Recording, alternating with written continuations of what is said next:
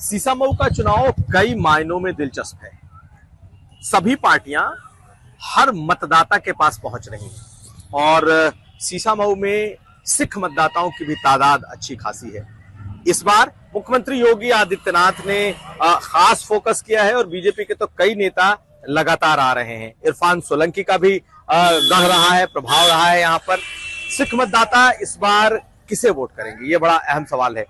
जब मुख्यमंत्री यहाँ आए तो उन्होंने 1984 के दंगों का जिक्र किया, क्योंकि कहा जाता है कि दिल्ली के बाद अगर जो सबसे भीषण दंगे हुए थे वो कानपुर के दंगे थे। तो इस चुनाव में, इस उपचुनाव में दंगों की सियासत की भी एंट्री हो चुकी है और मुख्यमंत्री योगी आदित्यनाथ ने सिखों को लेकर बहुत सारी बात कही। तो हम यहाँ का जो गुमटी इलाका है गुरुद्वारा, उसके पास मौजूद हैं और हमारे साथ ढेरों सिख बिरादरी के लोग हैं।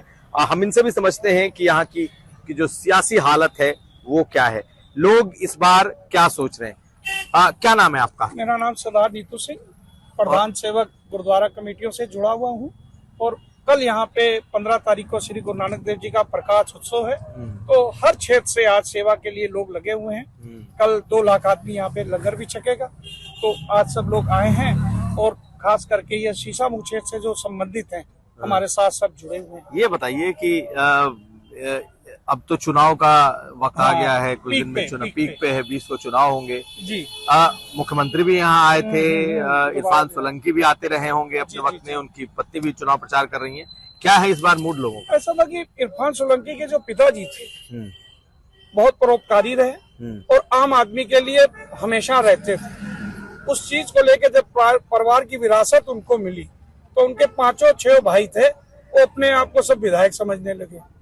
इरफान खुद सिधाई में थे, हम लोगों से मिलते थे, हम लोगों के कार्यक्रमों में आते थे और एक अच्छा उनका समंजस बना हुआ था जो आज भी लोगों के कईयों के दिलों में है।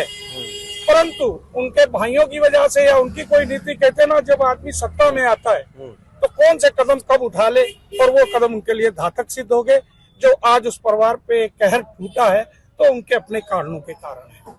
तो लोगों का मूड क्या है इस बार? क्या क्योंकि 28 साल से तो बीजेपी नहीं है। वोटर तो यहाँ पे बिल्कुल साइलेंट है, वो देख रहा है। और ये जो नया नारे जो हो गए, बटेंगे कटेंगे या ये या वो, तो ये थोड़ा अब डिस्टर्ब कर रहा है। क्योंकि हर आदमी को शिक्षा चाहिए, पढ़ाई, दवाई और ये जो महंगाई, इनसे निजात पाना चाहता है। ठीक है, आज सिख समाज जो है वो तो दंगे के बाद, क्योंकि यहाँ 130 हत्याएं हुई थी और 129 षड्यंत्र के तहत हुई थी, तो हमारा सिख समाज एक सुदृढ़ समाज है। वो अपनी सुरक्षा को लेकर बहुत भयभीत रहता है। क्योंकि हम यहाँ पे बैठे और कनाडा वाला हरकत करता तो यहाँ का जो दूसरे पक्ष का है वो हमारी तरफ देखता है और वो हमको घृणा करने लगता है, चाहे हमको मुंह पे ना कहे, करता वो है। घृणा का असर हम पे आता है। कनाडा का इम्पैक्ट सिखों पे आता है ना। हमें तो लगता है ना कि जो यहाँ का लोग है वो इंगित करता है कि यार सरदार हो, तुम लोग उसको समझा नहीं पाते, वो कहाँ रहता है, वो वीजा लेके बैठा, हम कहाँ जाएंगे। तो उसको लेके जब वातावरण है तो अब हम सुरक्षा चाहते हैं।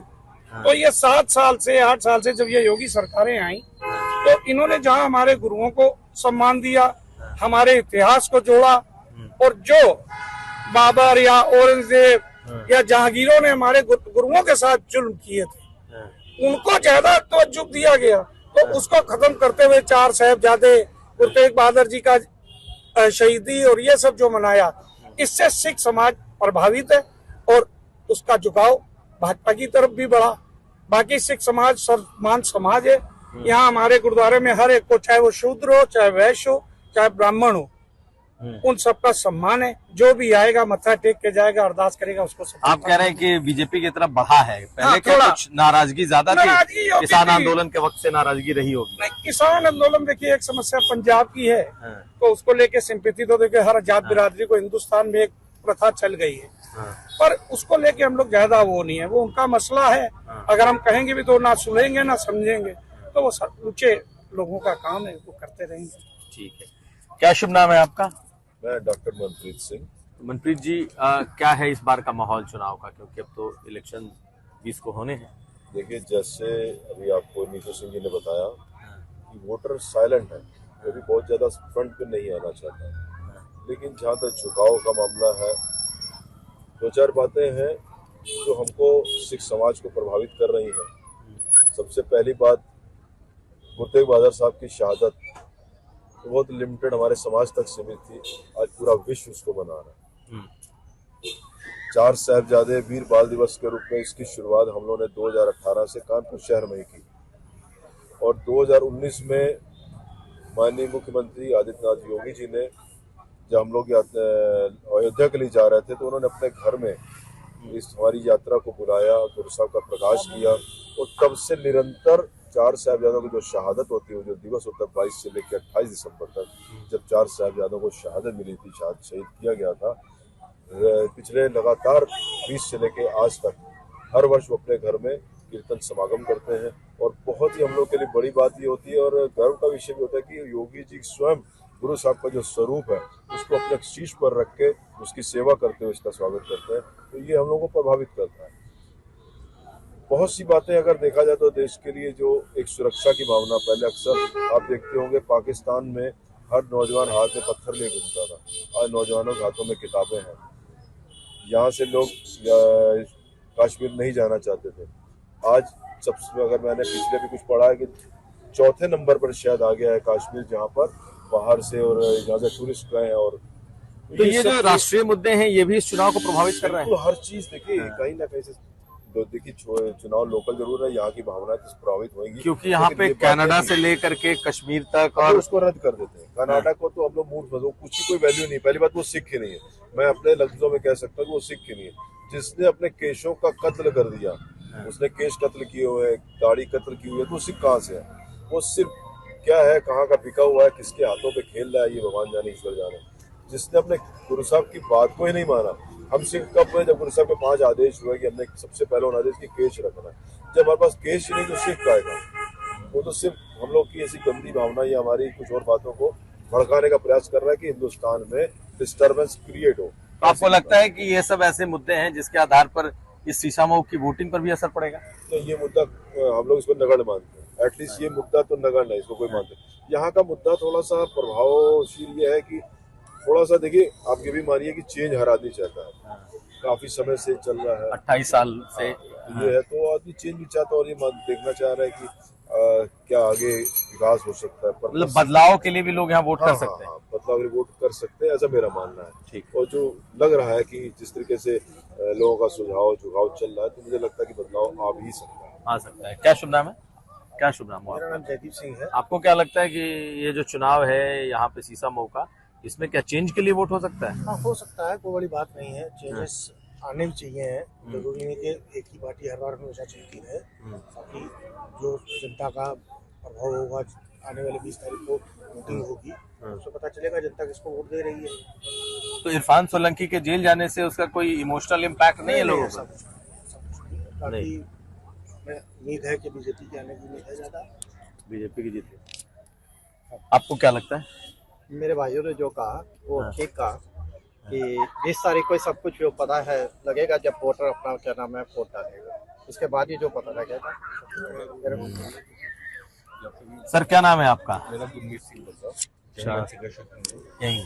तो बगैर साहब, यहाँ तो बहुत सारे लोग आते हैं, पूरे शहर के, आपके इस विधानसभा के भी लोग आते रहते हैं, क्या है इस बार क्या का वोट? देखिए, माहौल तो इस समय ना बीजेपी का इसलिए भी कह सकते हैं, लोगों को जैसे बात को पता चलता है कि आप अब 2.5 साल बचे हैं। पिछले काफी सालों से तो वो चल रहा था 2.5 साल, लोग एक चेंज के रूप में भी देखना चाहते हैं कि बीजेपी हमारे लिए क्या करती है। यहाँ इस शीशा मऊ विधानसभा के लिए क्या अपने वसीयत करते हैं, तो इसलिए कुछ मुझे उम्मीद है कि इसमें चेंज आना चाहिए। इस बार चेंज आ सकता है? आना चाहिए मेरे अंदर, क्योंकि ये 2.5 साल जो बच्चे हैं इसके लिए तो जनता देखेगी कि हमने को इतने साल उनको दिया, 2.5 साल ये क्या हमारे लिए कर सकते हैं, इसलिए मुझे। तो ये क्या ये चेंज नया है? पहले कुछ बदलाव है? क्योंकि पहले क्या जितने वोटर थे, जैसे सिख समाज का वोट ज्यादातर सपा की तरफ जाता था, इस बार भाजपा की तरफ ऐसा है? सपा की तरफ जाता था। सिख समाज कोई पर्टिकुलर किसी पार्टी के साथ नहीं जुड़ा हुआ, ये किसी पार्टी के साथ कोई नहीं जुड़ा हुआ।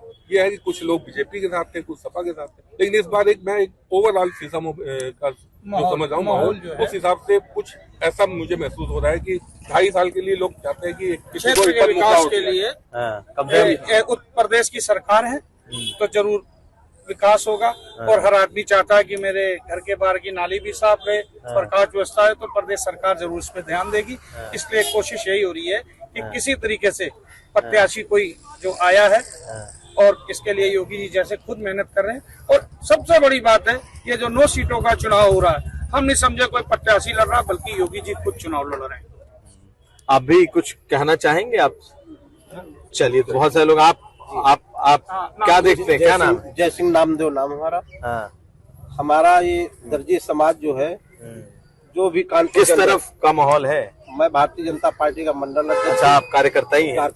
ठीक है, चलिए। तो तो ये सिख समाज है, और सीसा मऊ में जो इस बार चुनाव होने हैं, यहाँ पर बदलाव का मूड दिखाई दे रहा है। इनका कहना है कि 28 साल हम लोगों ने देखा, कम से कम 2.5 साल का एक बदलाव होना चाहिए।